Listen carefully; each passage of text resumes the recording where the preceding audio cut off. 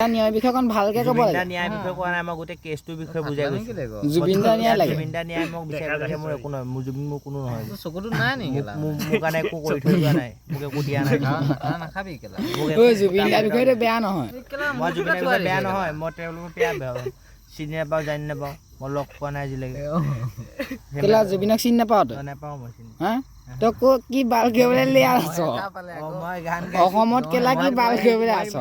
অসমত কি কৰা কৰিবি? অসমত নিজৰ ঘৰত আছো ভাই। ঘৰত থাকিলে নহব, জুবিন দা দিলে কেলে চিনি নাপাবি? নিজৰ মাটি আছে। জুবিন দা অসমৰ কোন হয়? জুবিন দা এটা সম্পদ, এজন ভগৱান। ঠিক আছে, তেওঁৰ জীৱন, তেওঁৰ হাতত যদি তিনিপাত তই মৰিলে কেলা তোক কেলা কোনো ইয়াৰ শ্মশানত কেলা নতুন শ্মশানত নজ্বলায়। জুবিন দা কেলা শুনা ওপৰত গৈ জ্বলাইছে। মোৰ মতলব নাই ভাই। দম আছে এইটো ক'বলৈ? আছে, মই এতিয়া কলোৱে কেমেৰাত। কেমেৰাত ক'লো সেইটো নহ'ব। নহ'ব বুলি ক'লে তোমালোকে অবজেকশ্যন ৯,০০০ পাই হলনি। হিমন্ত বা ৯,০০০ টকা পাই লেউৰামি কথা ক'লে নহ'ব। মই অৰুণোদয় টকা পাই পেলাই মই পাহৰি গ'লো চব কথা। হা সেইটো কৰিলে নহ'ব। অৰুণোদয় টকা পাই মই পাহৰি গ'লো।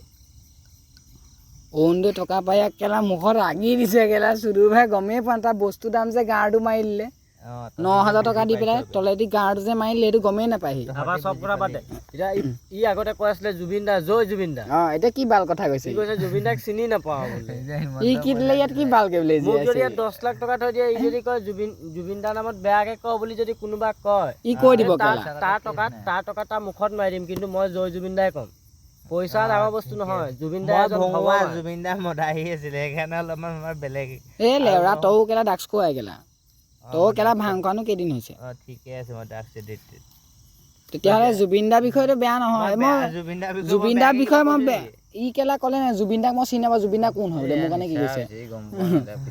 নহয় ৯,০০০ পালে। ই ৯,০০০ পাই লেউৰা কথা কৈ দিছে। মোক 10 লাখ টকা দিলে মই জয় জুবিন দা বুলি ক'ম, সেইটো কথা নহয়। বেলেগকে কিবা এটা ক'ব বাদ দেচোন তই। বাদ দে আৰু এতিয়া।